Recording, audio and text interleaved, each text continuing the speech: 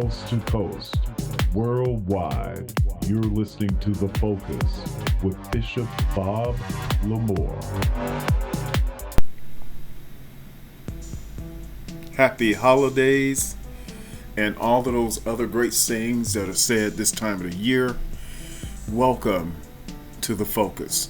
This is Bishop Bob Lamore, and on this Holy Sabbath day, I come to you with blessings and hope for a outstanding, productive year for you. Now, I'm not a preacher per se, so this podcast isn't about preaching per se. I am a person who believes that the Most High gave us everything that we need and desire, including the ability or strength or muscle or the energy to get whatever task that He's put in place for you to get done. Now, on the Sabbath, folks are not supposed to be doing business, right? As a believer, and to be honest, that's why I can honestly tell the world I'm not a preacher. I am a believer. I believe in the Most High. I don't believe in no partners, no cousins. I don't believe that anything on this earth other than being inspired by had anything to do with the Most High. I believe if the Most High wants something, all He's got to do is say, and it is. Say, and it is.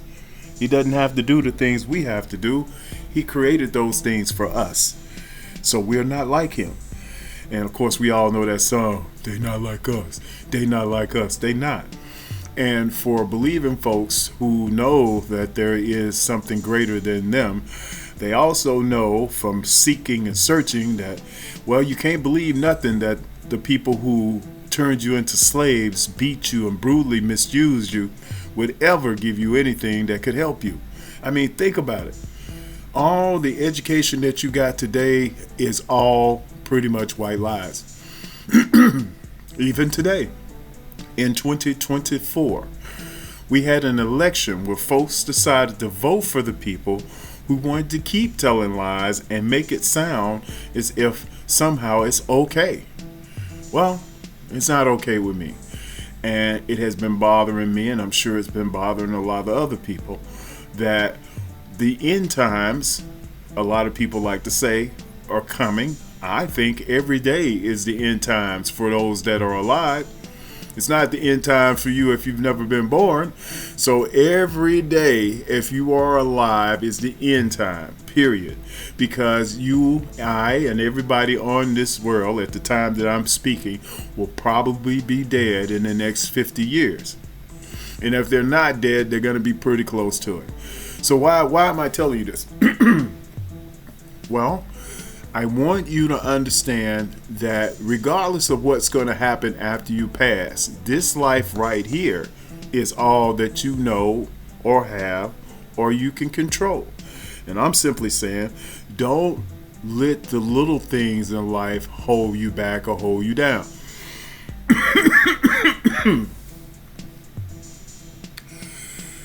As we get older, things start to fall on us and they stop working like they used to, and it always catches us by surprise. So if you're in a business that attempts to heal people, well, you're going to get paid whether you have a solution or not. You can go and see the doctor 40, 50 times each time, whether he cures your problem or not, you're going to get charged. The same way when you go see a psychiatrist or anything else dealing with your health. And so you might ask yourself, well, why am I doing this? Well, a lot of times they can give you placebos or medicines that they've tricked you into believing that they work, because you don't know, right? The doctor says, here, take this, and you just take it and you keep coming back and he asks you, are you better? Are you better? Are you better? What in your mind makes you think that little stone that they gave you to take has any power? To me, that kind of feels like you worshiping, or if like you're taking some sort of idol.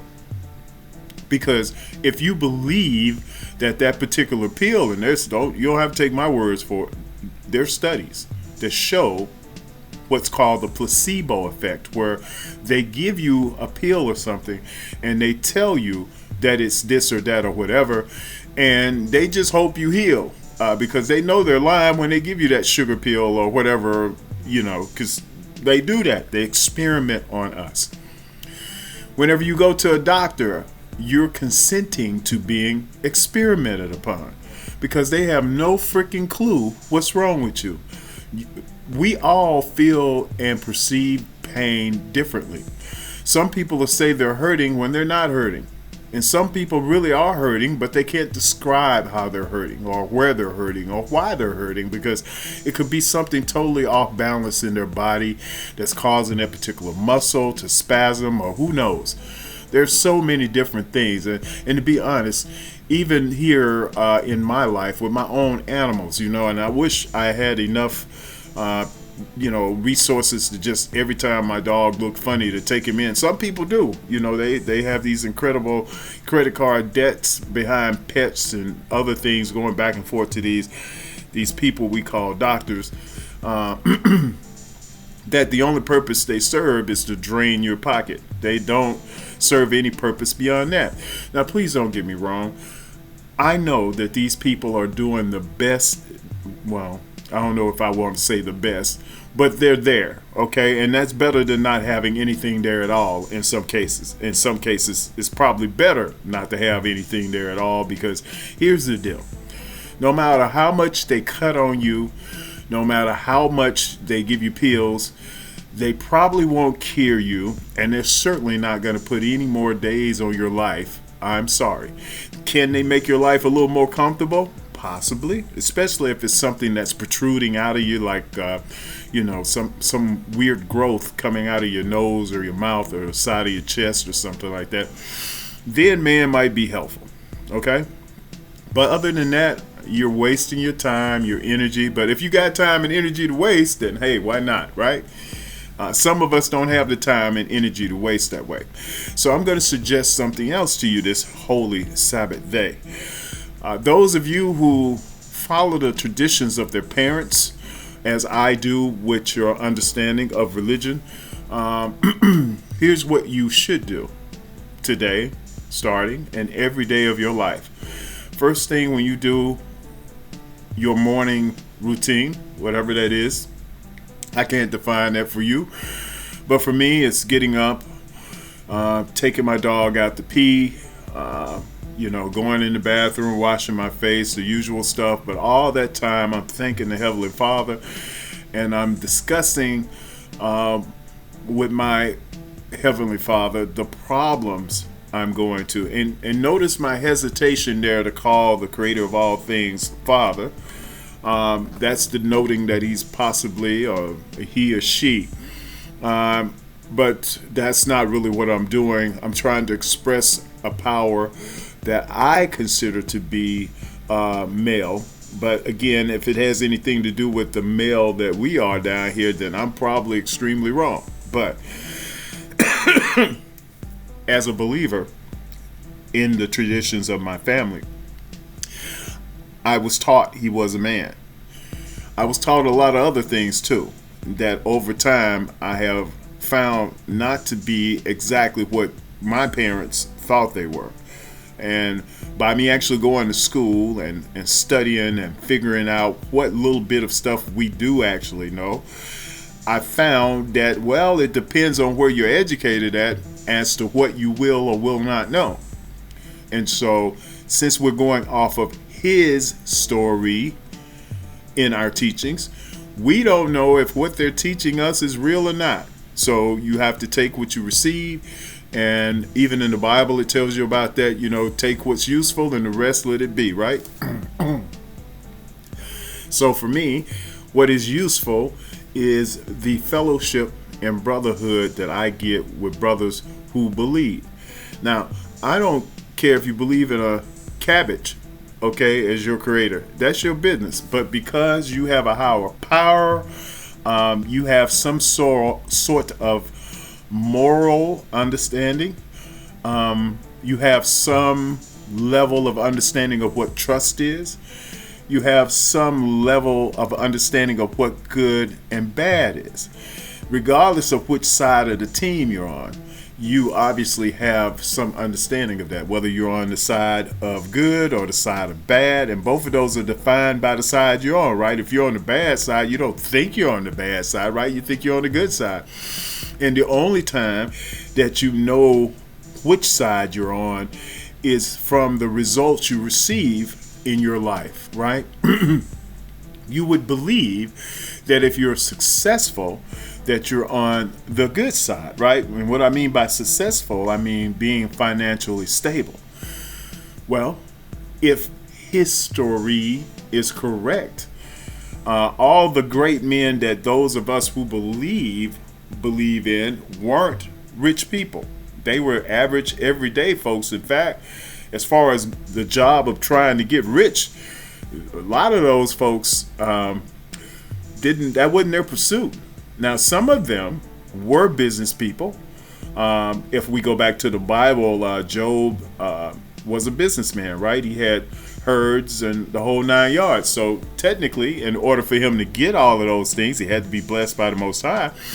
But those things don't just manifest themselves in your yard just magically, right? So he had to do business to get those things. And if he was able to, in those times, to do business in those 6 days that the Most High set aside for business, and then on that one day, he spent his time worshiping and thanking the Creator for all of the bounty that's been brought to him.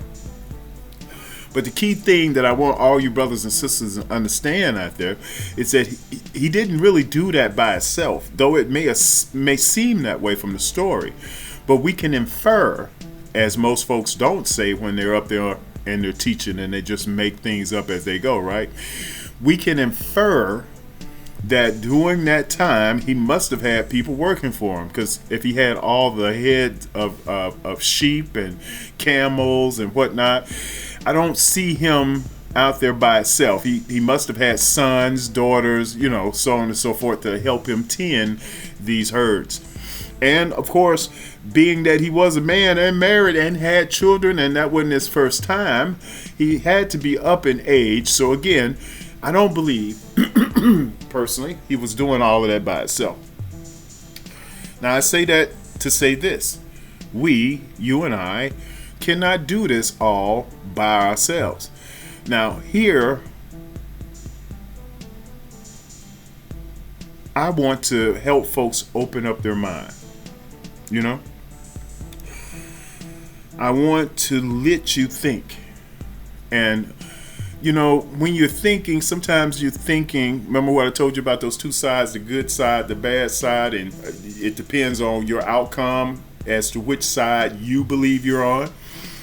But the truth of the matter is there really a good side? Is there really a bad side? Well, that's what I was telling you again about a believing person, because we draw a line. Some folks don't. It's like they don't have a moral compass or any idea of what morality is, as far as a set of life rules to live by, right? And we would hope our parents would train us these particular things.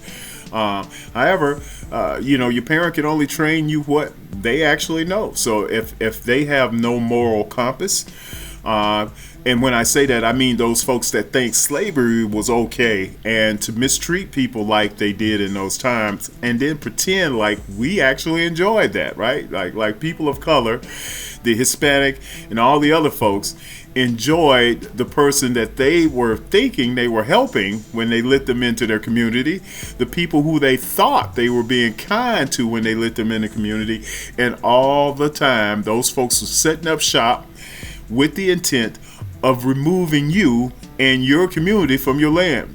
Most people don't think about things like that. Like, these things belong to the Creator. How can I tell you that you can't do this or you can't do that? I would meet you with open arms until I see that I can't trust you. And when I see I can't trust you, I'm going to try to fight. The problem is, if your technology is more advanced than mine, because that was your whole goal from day one, is to fight to kill and destroy, then, when my whole goal in life was to worship the Most High and try to live in harmony with the rest of the animals and everything in the world, I only kill when I have to kill, and that's to eat. But if I can plant and grow things, believe me, the killing will be as least as I possibly can, because, animals, are just like us. They're looking for food. They're hunter-gatherers. They're trying to find food. So if I am growing food, obviously, I'm going to have to defend that food from those particular animals so that I can eat. And otherwise, I'm going to have to eat those particular animals trying to eat my animals. You see where we're going with this?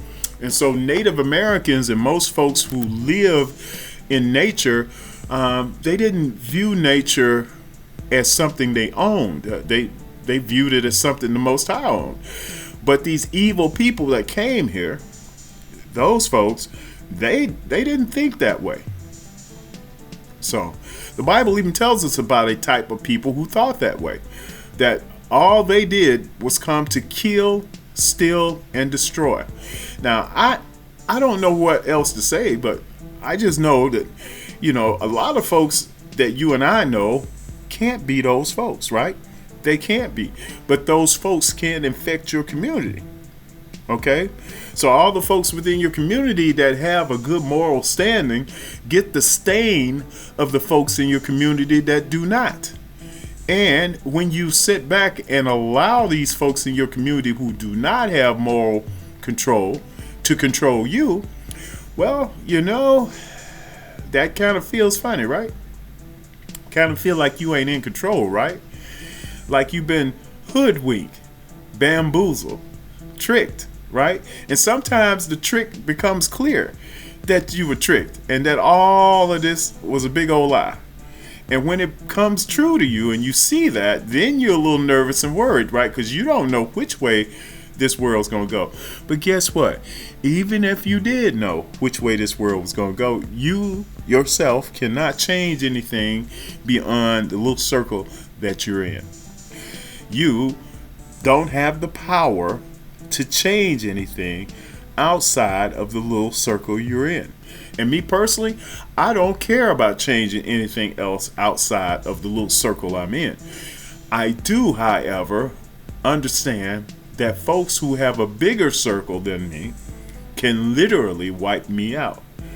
And folks who have better technology than I have when it comes to killing people, I already know I don't have a chance against them either. So what would you do when you find yourself up against the wall and you can't call on your creator to send down bolts of lightning like in the superheroes things and stuff to help defend you from these people? What do you do?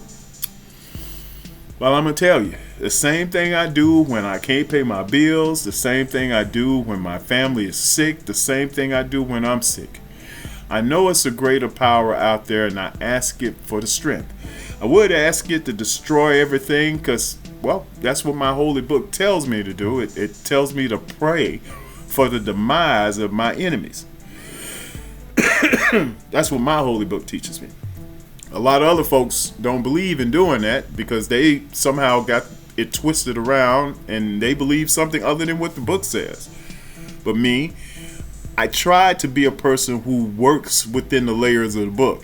And like I said, a lot of things I don't understand about that book. And a lot of folks say, because you don't have a personal relationship with Jesus. And I'm going to say, you're so right, because Jesus ain't who you say he is. You a lie, and you a lie. So no, I don't. I don't have personal relationships with lies. I do have a personal relationship with wisdom. And there's a lot of wisdom in that book. And you can feel my passion when I talk about those people that come to me lying all the time. Get away from me, okay? I understand where you get that understanding from. And I'm not hating on you.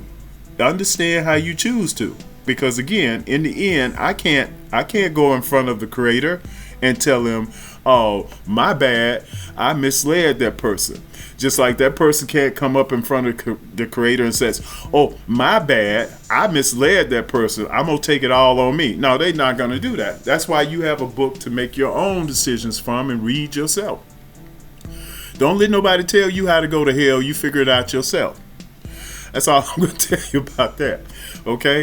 If they not following the book, how they going to guide you? When you can read the book yourself and pray to get some sort of knowledge to be able to follow it. But however you just choose to do it, understand that out of 50 some odd years of studying and reading the Bible, that it took people outside of me to introduce me to information that I didn't know about the Bible. And you could say, hey, those guys are lying. Yep, you could say that. And you can say that about everything and everybody that you meet. Everybody's a lie, everything this, everything that. And we're better off not having technology and not having a way to study or understand things. We should just go by whatever somebody tells us. So those folks, y'all should all get together and do y'all thing.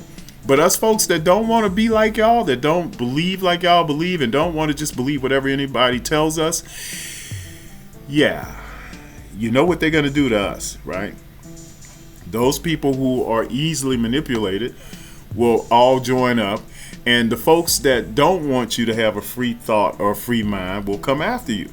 That's how it works, bro. Because the mindless ones don't care about dying, because in their mind, they're thinking what that guy told them is true rather than what the book told them.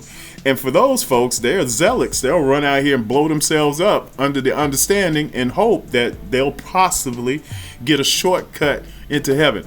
But anybody out here that's ever taken a shortcut will tell you sooner or later, either the shortcut will get found out and it won't no longer be a shortcut anymore, or when you finally get to where you're going from that shortcut, you'll find that you're probably missing some things that you probably should have picked up on along the way, and you may have to turn around, if not completely fail at what you're trying to do. And again,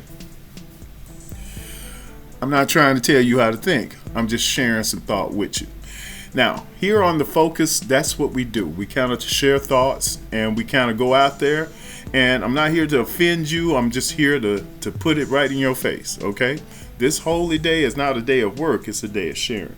Some folks want to get up and fill your face up with a bunch of fantasies and lies. And then some of us want to actually talk about the reality that a lot of us can't pay our bills. A lot of us can't find work.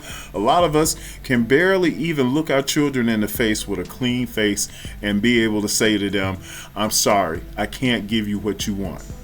Okay? And I don't know how the rest of you feel, but for me as a man, that's never a good feeling, right? And you always have to ask yourself, what is wrong with me? I follow the good book. I do what's right. I stay away from these evil crowds and stuff like that. But instead of my wealth growing, my wealth diminishes when I stay away from those kind of people. Then you have to ask yourself, why? Like I said, we can't do all of this by ourselves. If you're meant to be a leader, until you step up and become that leader that you're meant to be, nothing around you is going to go right. Sorry. That's just a true feeling there, brother. And I'm only speaking from my experience, okay? That no matter what you do, even if you do something illegal, if that's not what you're supposed to do, it's not going to come out right. If you do things legally, if that's not what you're supposed to do, guess what? It's not going to come out right. So it's not a matter of legal or illegal. It's a matter of finding your spot. Now we're going to touch another case of finding your spot. But to do that, you're going to have to catch my next podcast because I'm literally actually out of time now. So a lot of folks like to say prayers and things, you know, whenever they close out a particular speech or a sermon and stuff. But like I told you, I'm not a preacher, so I'm not going to do that. What I am going to do is say this. In the Bible, there is a lot of wisdom. There are a lot of folklore in the Bible. There is a lot of information in there to help open your mind. That's why nothing is quite to the point. If you ever read the Bible, you'll notice that some of the things you read, you can interpret them any kind of way that your mood is.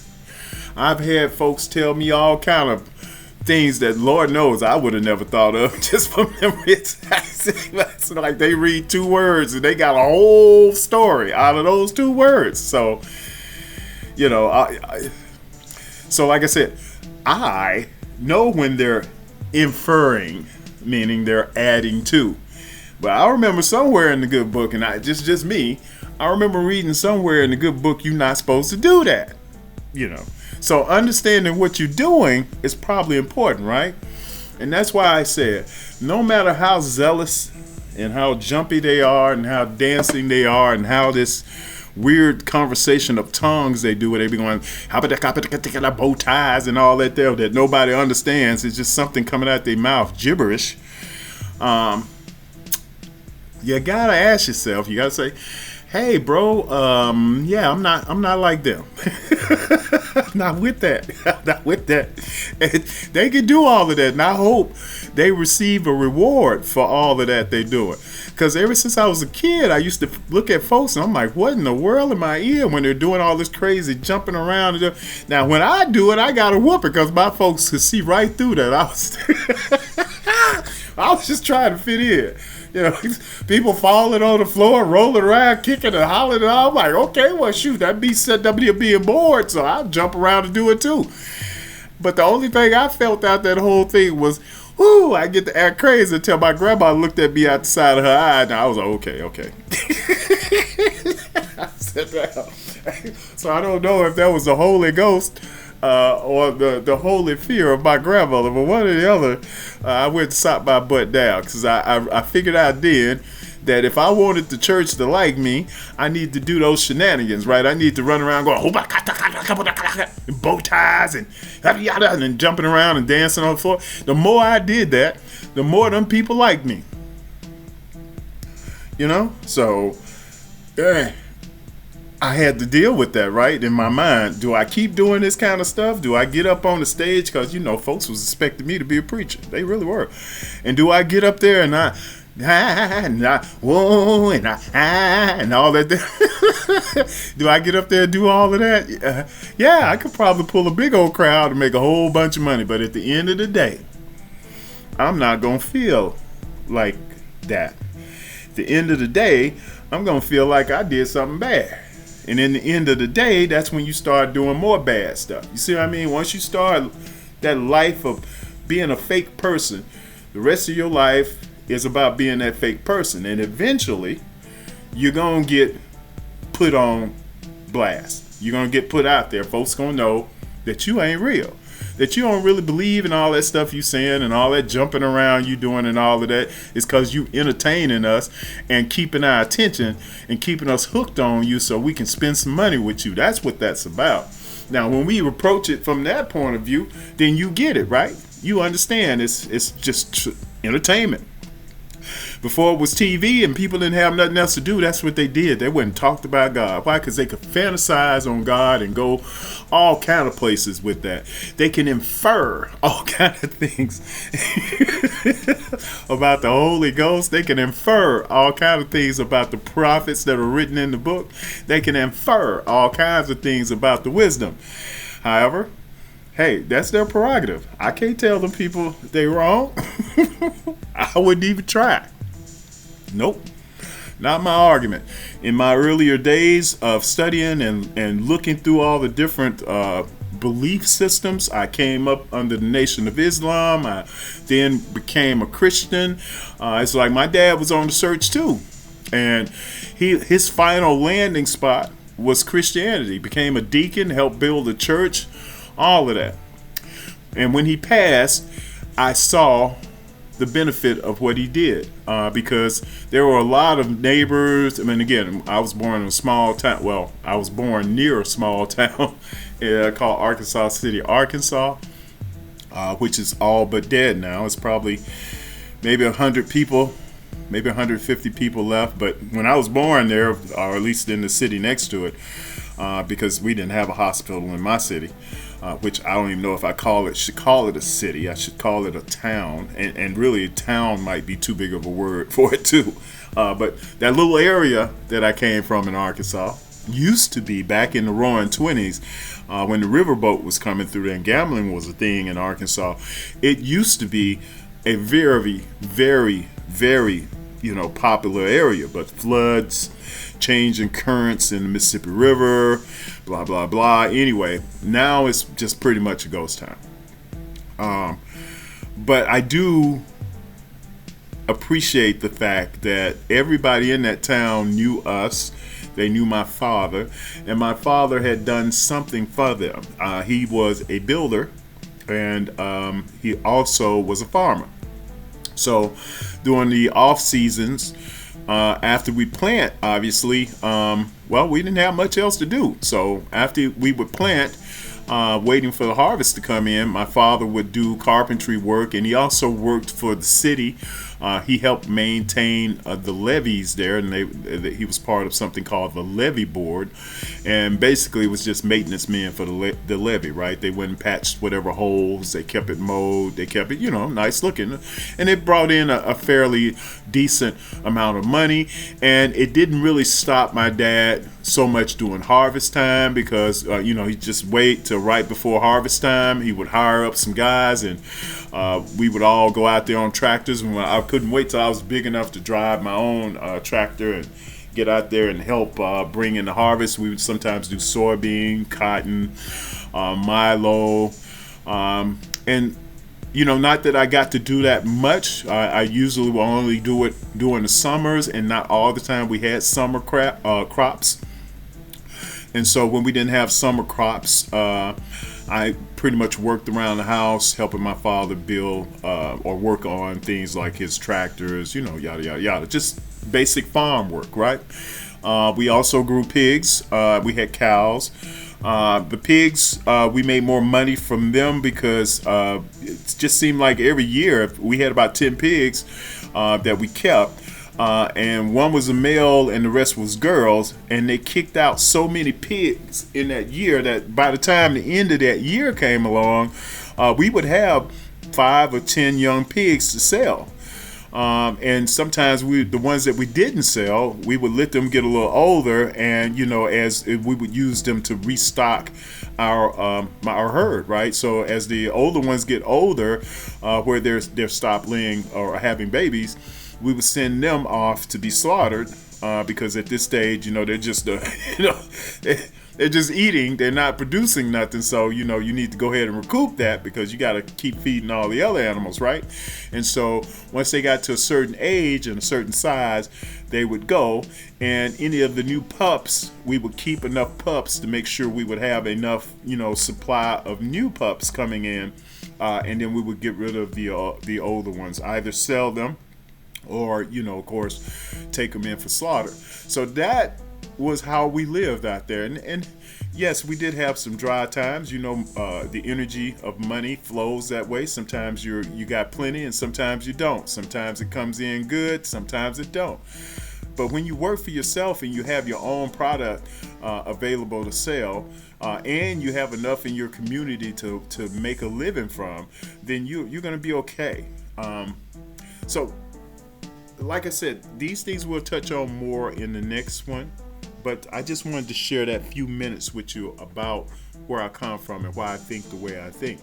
I'm a country boy at heart, but I'm also a nerd, and I'm okay with being that. I also know being a country boy and a nerd without assets don't get you nowhere in life. That means you're just extremely smart, but you're not smart enough. Because a really smart person would figure out how to set themselves up for life so that they can't have these particular issues that I mentioned earlier, where you don't have enough this, you don't have enough that, and you're asking the Most High, what am I doing wrong? Well, I'm going to tell you what you're doing wrong in the next episode. So bear with us. Let's take this journey, and welcome to The Focus. Coast to coast, worldwide, you're listening to The Focus with Bishop Bob Lamore.